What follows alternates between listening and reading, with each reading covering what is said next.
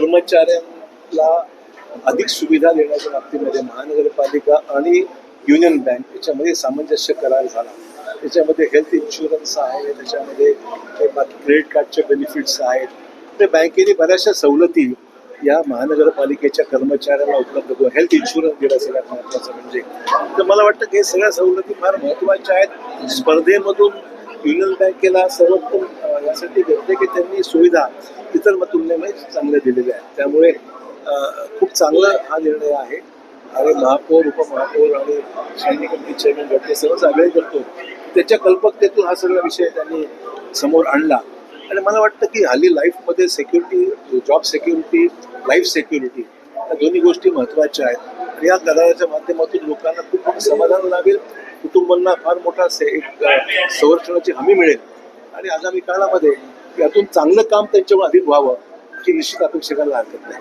Petrol डिझेलचे भाव वाढलेले सामान्य नागरिकांना असं आहे की ही जी काही वाढ आहे ती अपरिहार्य झालेली होती, मान्यच करावं लागेल. पंतप्रधान हा निर्णय सुद्धा मोठ्या विचार 2-3 महिन्यानंतर घेतला, कारण की त्यातून फार ऑइल कंपनीने स्वतः ती झळ सोसलेली आहे काही महिने. परंतु एका मर्यादेच्या पलीकडे जाणं शक्यच नव्हतं. आणि हे काही देशामधल्या घटनेपुढे घडलेलं नाहीये.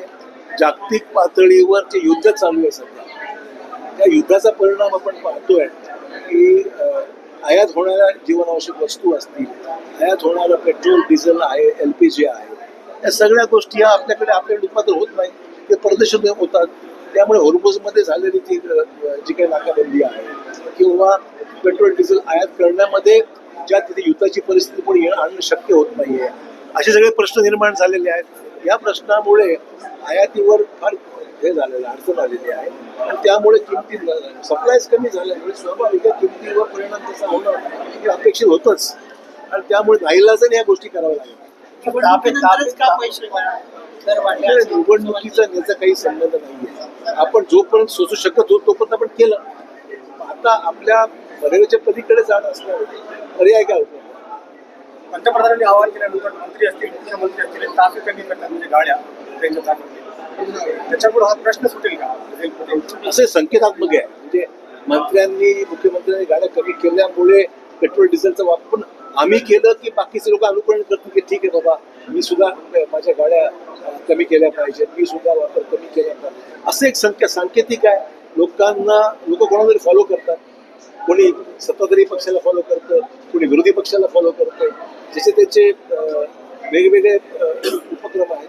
त्यामुळे किमान फायदा देशाला व्हावा आणि सगळ्यांनीच हातभार मिळून लावला तर मला वाटतं देशामध्ये परकीय चलन बाहेर जाण्यास रोखता येईल आणि आपल्याला फायदा होऊ शकतो असं एक सांकेतिक आहे. आणि त्यामुळे त्याचा फायदा अनुकरण इतरांनी करावं अशी अपेक्षा आहे. जरांगे पाटलांनी आज तुम्हाला आंदोलनाचा इशारा दिला की त्या 30 तारखेपासून असे की आता प्रश्न बरेचसे मार्गी लागलेले आहेत आणि जे काही इतर उरले असतील, विखे पाडल्या समितीचे अध्यक्ष आहेत, उपसमितीचे, ते म्हणजे नक्की लावतात. काही फार विषय तेवढा काही आता अडचणीचा राहिलेला नाहीये. बरेचसे विषय मार्गी लागले.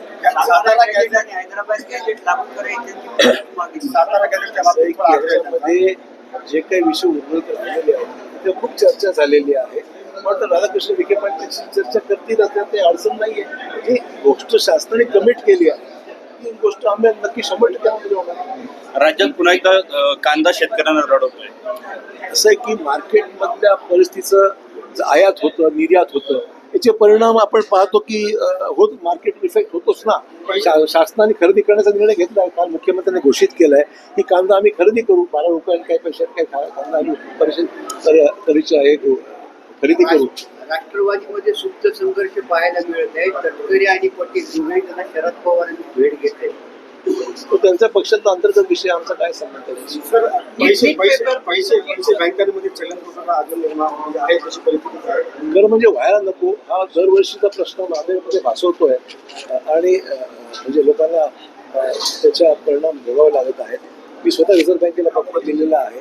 प्रयत्न सुरू आहेत आणि लवकरच स्थिती नॉर्मल व्हावी याकरता मी लक्ष ठेवून आहे. नीट पेपर फुटेजचे पाहिजे आहेत, लातूर पर्यंत आलेले. असं एक सीबीआयने कारवाई केलेली आहे.